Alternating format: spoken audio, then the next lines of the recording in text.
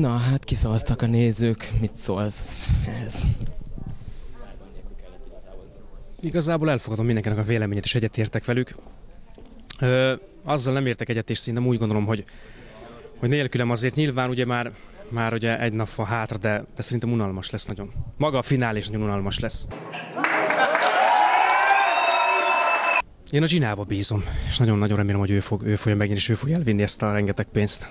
Nem egy dolog van egyébként, amire a legbüszkébb vagyok. Nagyon sok olyan dolog van, amit kiemelnék egyébként. Az, hogy igazából amilyen erős karakterként bementem, azért láttak az emberek olyan szituációkban, amikor azért én is úgy picit megzuhantam.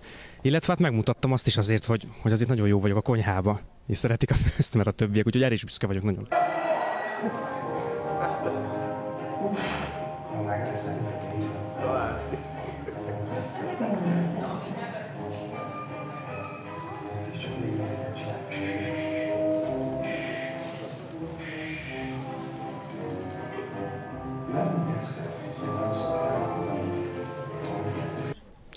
Mindenképpen folytatni fogom a Micivel a kapcsolatomat.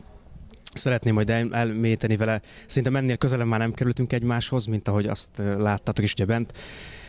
Én nagyon megszerettem őt, és nagyon bízom benne, hogy azért sokáig fog ezt tartani még. Az első dolog az lesz, hogy el fog vonulni a Micivel, és egy hatalmasat fogunk szexelni, az biztos. Szeretkezni.